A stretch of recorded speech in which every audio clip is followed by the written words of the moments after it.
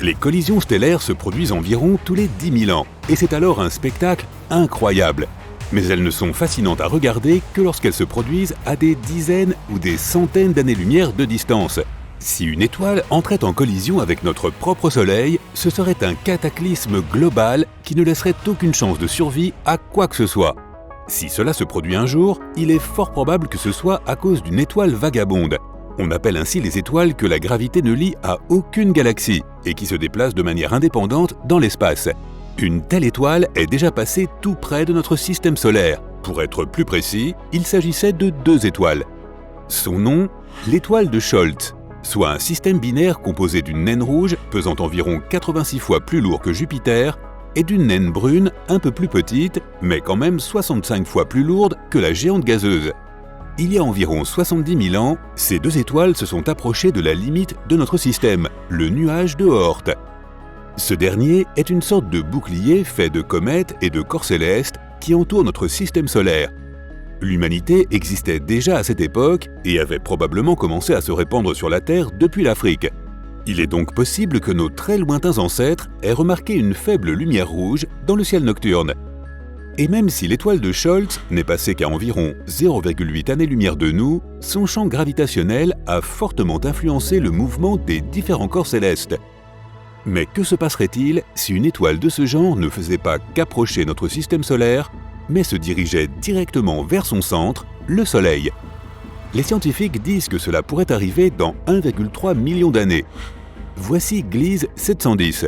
Cette étoile pèse 60% du poids du Soleil et se déplace lentement vers nous. Tout comme ces hommes qui vivaient il y a 70 000 ans, il nous sera possible de voir la lumière de cette naine orange à l'œil nu.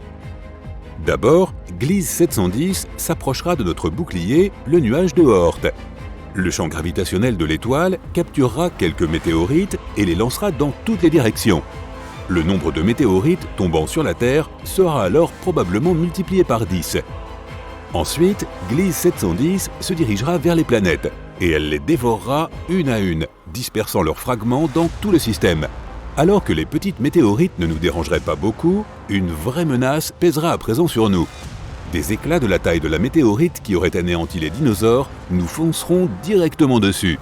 L'étoile se rapproche de plus en plus du Soleil, et si pour une raison ou une autre, nous survivons à l'impact des fragments de nos anciennes voisines, c'est maintenant Gliese 710 elle-même qui nous foncera dessus. La gravité et la température déchireront la Terre. Cependant, il n'y aura déjà plus personne pour assister à ce terrible spectacle. L'humanité aura quitté la Terre bien avant. La Terre, Vénus, Mercure. Gliese 710 s'est approchée du Soleil. La petite étoile tournera autour de la grande, se rapprochant progressivement en spirale. Avec le temps, les 2 étoiles fusionneront, et si leur poids total dépasse une certaine mesure, une catastrophe se produira. La température de l'étoile vagabonde augmente et les réactions nucléaires en son sein accélèrent. Peu à peu, la partie interne de l'étoile se réchauffe jusqu'à atteindre une température critique et une supernova explose. En quelques secondes, toute sa substance est dispersée dans l'espace et une puissante explosion va anéantir ce qui reste de notre système solaire. Mais pour l'instant, Gliese 710 se trouve encore à 64 années-lumière de nous et il reste une chance qu'elle change de trajectoire et nous contourne sans danger.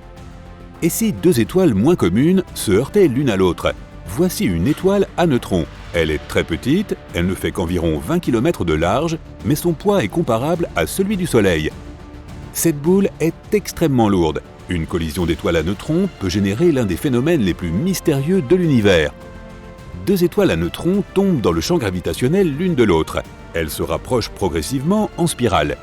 Et au moment où elles sont sur le point de se rencontrer, 2 scénarios différents sont possibles. Si le poids des 2 étoiles est relativement faible, alors, après la collision, leur poids combiné donne naissance à une nouvelle étoile à neutrons. Mais si nos protagonistes sont un peu plus lourdes, alors au moment de se rencontrer, leur poids dépassera le seuil critique, et cela créera un champ magnétique des billions de fois plus élevé que celui de la Terre. Tout cela se sera produit en seulement 1 ou 2 millisecondes, et s'accompagnera d'un éclair aveuglant, généré par une courte explosion de rayons gamma. On considère que cet événement électromagnétique est le plus lumineux et énergétique qui soit dans tout l'univers. Un disque sombre apparaît dans la zone où la collision des 2 étoiles à neutrons a eu lieu. C'est un trou noir. Les scientifiques pensent que ce genre d'événement est l'une des causes possibles de leur apparition. Les trous noirs ont un poids tel qu'ils déforment l'espace et le temps autour d'eux, et ils possèdent une force gravitationnelle incroyable. Si un objet s'approche trop près d'un trou noir, il est peu probable qu'il puisse y échapper. Même les photons de lumière, les particules les plus rapides de l'univers, sont incapables de se dérober à leur emprise. Au fait, il y a un trou noir ultramassif au centre de notre galaxie, la Voie lactée. Il pèserait des millions ou des milliards de fois plus lourd que notre Soleil. Nous savons maintenant comment naît un trou noir. Mais que se passerait-il si deux trous noirs se rencontraient? Des astronomes ont été témoins d'un tel événement.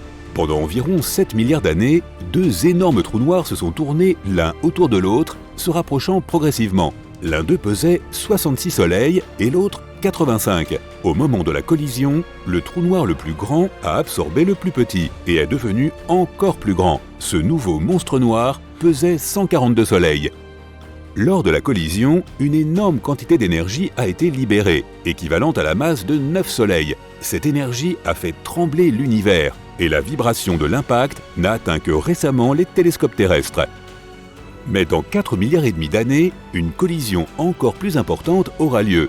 Notre galaxie entière, la Voie lactée, va se heurter à la galaxie d'Andromède.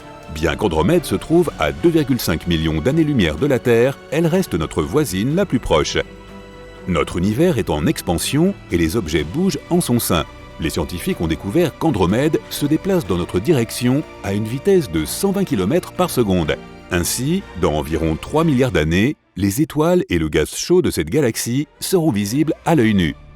Puis, au bout d'1 ou 2 milliards d'années supplémentaires, Andromède viendra s'écraser sur nous. Les deux galaxies se tourneront autour avec un mouvement de yo-yo. Elles s'approcheront l'une de l'autre et se croiseront ensuite à une très courte distance et à une vitesse incroyable. Puis, elles s'éloigneront à nouveau, mais la force de gravité les attirera une nouvelle fois et une autre collision aura lieu. Mais cette fois, elles formeront une galaxie géante appelée l'Actomède. Il est difficile de savoir ce qui nous arrivera, ainsi qu'à notre planète. Dans un certain scénario, il se peut que nous ne remarquions même pas les conséquences de la collision. Bien que les galaxies soient pleines d'étoiles et d'autres corps célestes, elles restent principalement constituées de vide. Les étoiles sont très éloignées les unes des autres. Par exemple, si notre Soleil faisait la taille d'une pièce de monnaie, il se trouverait éloigné de sa voisine la plus immédiate, l'étoile Proxima Centauri, d'une distance égale à celle qui sépare Philadelphie de Détroit. Et cela représente environ 725 km. Il y a donc beaucoup d'espace entre les étoiles au sein des galaxies. Le deuxième scénario possible est celui où notre système solaire se retrouve seul dans l'obscurité intersidérale. Lorsque les deux galaxies entreront en collision et se mettront à tourner l'une autour de l'autre, un grand nombre d'étoiles seront comme catapultées hors de leurs limites. Souviens-toi des manèges des parcs d'attractions. Lorsqu'ils tournent, la force centrifuge pousse les balançoires vers l'extérieur. Et si tu décroches l'une des balançoires pendant qu'un manège tourne, elle s'envolera très loin. Le même phénomène se produit lors des collisions galactiques. Et il est possible que notre Soleil subisse le même sort que cette balançoire. Mais à notre niveau, la différence sera à peine perceptible. La vie sur Terre continuera à son rythme habituel. Le seul inconvénient est que notre ciel nocturne commencera à disparaître. Et avec le temps, il sera changé en un vide noir. La deuxième option, et la plus improbable, est que notre système solaire entre en collision avec une autre étoile. Dans ce cas, toute vie sur Terre sera anéantie, de même que si une étoile comme Gliese 710 s'écrasait sur le Soleil.